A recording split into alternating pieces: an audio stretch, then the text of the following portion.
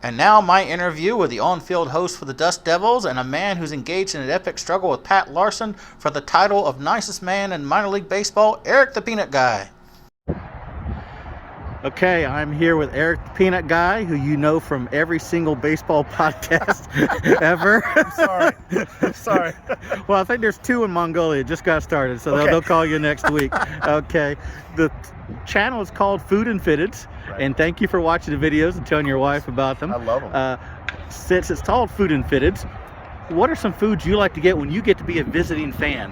What do you get at the ballpark? I love visiting minor league ballparks when the Dust Devils are on the road. I'm pretty boring, man. I love a hot dog and a Coke. I really do. I need a hot dog and a Coke. Sometimes a beer, but I'm more of a soda pop kind of guy.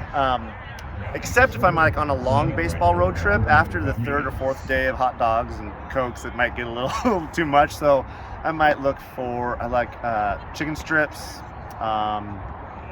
Yeah, I love the souvenir cups. I'm a collector at heart, so usually hot dog and a Coke.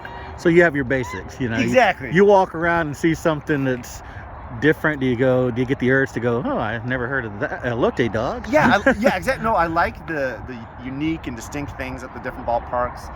But sometimes, if they're like, this is 3 donuts and 5 hamburger patties and a half of a pig, and I'm just like, I can't do it. I respect the people that can, but not for me. Well, speaking of being a fan as a visitor, yeah. You recently got to be a visitor at your own ballpark. Yes. What's the story behind that? Okay, this is crazy. So I started working for the Dust Devils in the year 2001 when the team first moved here and became the Tri-City Dust Devils. And I originally just wanted to be a fan. I love baseball.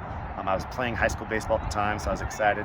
But I started working for the team. And so I've been a fan first. That's why I love leading cheers and stuff, because I'm a Dust Devils fan before anything else, before an employee, before whatever.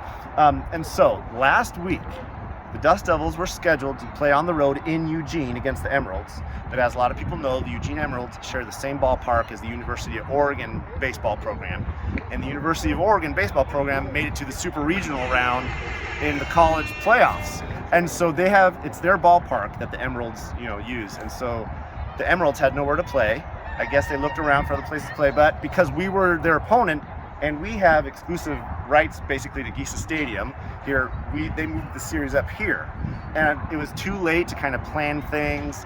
They just opened up the ballpark and said $5 general admission, so I wasn't scheduled to work. So for the first time, finally, I got to be out here at Giesa Stadium and cheer on my Dust Devils, and I drank a beer. I drank an alcoholic slushie, which was amazing.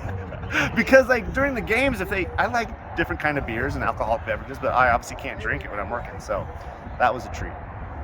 Awesome. Now, anytime somebody asks me or they tell me, Philip, you think you got too many hats? I show your Instagram page. I go to look at this guy, okay? I said, look at the people I follow on Instagram. I'm nothing, okay? When did you say when did you realize I might have gone from simply I like hats to my family might schedule an intervention at some point? When did you know you were a collector? Yeah, there was a moment.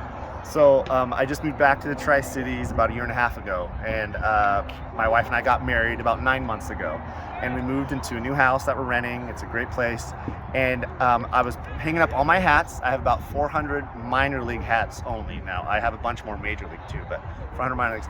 And I said, what room should we put this in? Which wall should we put this in?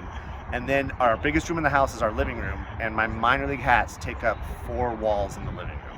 And that's when I thought, oh no, because we might have to buy a new house or we might have to move if it gets bigger. But the good news is my wife, Karina, she loves it. She loves it. She loves minor league baseball and hats. And so she's not asking me to do anything. But if I buy much more, we're going to have to look for more walls. I might finally watch one of those House Hunter shows if y'all are on it, and you're walking around, because they're always going, well, I want this, and this. What's your budget? $50.